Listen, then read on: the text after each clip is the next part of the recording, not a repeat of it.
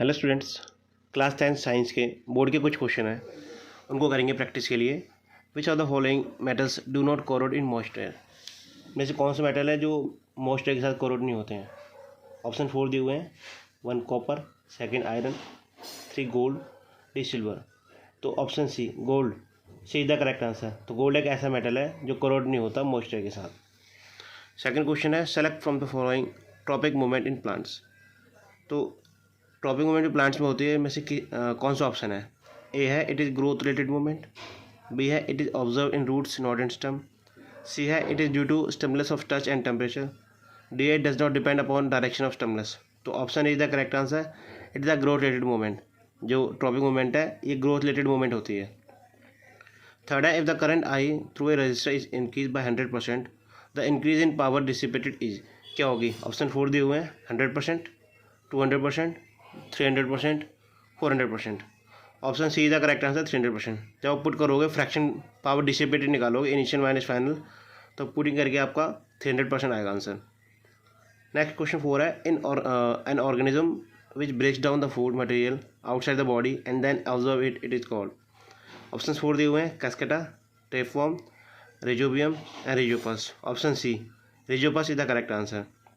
ये ऐसा ऑर्गेनिज्म है जो ब्रेक डाउन करता है फूड मटेरियल को आउटसाइड द बॉडी और उसको ऑब्जर्व भी करता है।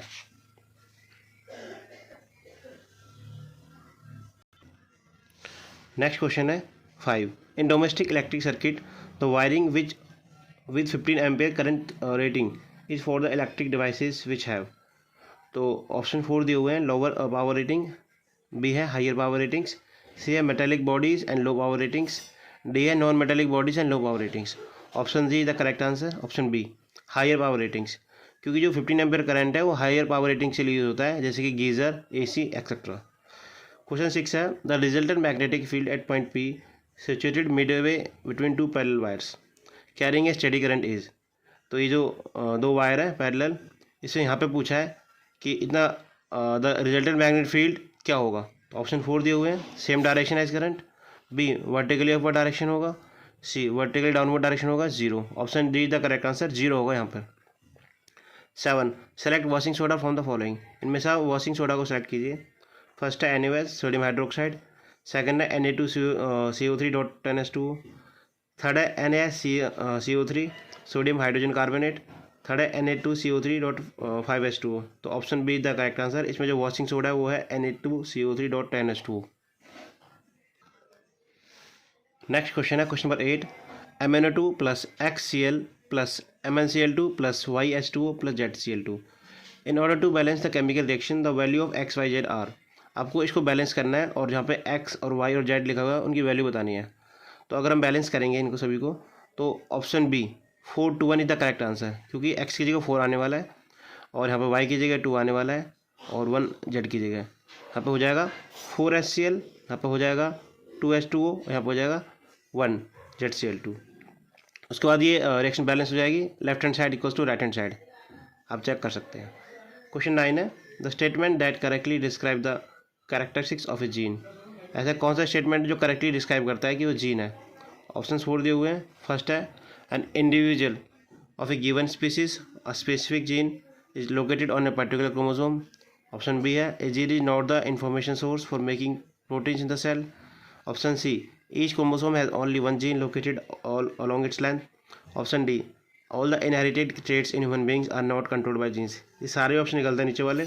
फोर्थ, ये DNA के अंदर होता है और एक पर्टिकुलर क्रोमोसोम्स के अंदर लोकेटेड होता है। तो option A is the correct answer, N individual of a given species a specific gene is located on a particular chromosomes. Question 10, if 4 identical resistors of a resistance atom are first connected in series so as to give an effective resistance Rs and then connected in parallel to give effective resistance Rp, the ratio of Rs upon Rp is क्या होगा? Option 4 दिए हुए हैं। 32, 2, 0.5, 16। तो पहले जो atom resistance को series में कर लेते हैं, साइड में कर रहा हूँ। Rs सीरीज़ में होगा तो आपके 4 रेजिस्टेंस है, तो 4 सभी को 8 + 8 + 8 + 8, तो ये हो जाएगा आपका 8 हो जाए 32 ओम। इसी तरह पैरेलल में कैसे होगा? Rp, तो पैरेलल में 1/8 1/8 1/8 4 टाइम्स 1/8। इसको सॉल्व करेंगे, एलसीएम लेके तो नीचे 8 आ जाएगा ऊपर 4/8 आ जाएगा, दैट मीन्स 1/2 आ जाएगा, 1/2 ओम। अब हमें रेशियो निकालना है RS/RP, और उससे पहले हम RP निकाल लेंगे यहाँ पे RP, तो इसका रेसिप्रोकल हो जाएगा, ये हो जाएगा 1/2 का 2 ओम। तो रेजिस्टेंस सीरीज आ गया 32 ओम और रेजिस्टेंस पैरेलल आ गया 2 ओम। अब हमें रेशियो निकालना है, डिवाइड करेंगे RS/RP, तो RS/RP करेंगे, RS आया 32, RP आ गया 2, 2 × 2 16 जा, तो इसका आ गया 16। तो 16 ऑप्शन में डी ऑप्शन है, तो option D is the correct answer.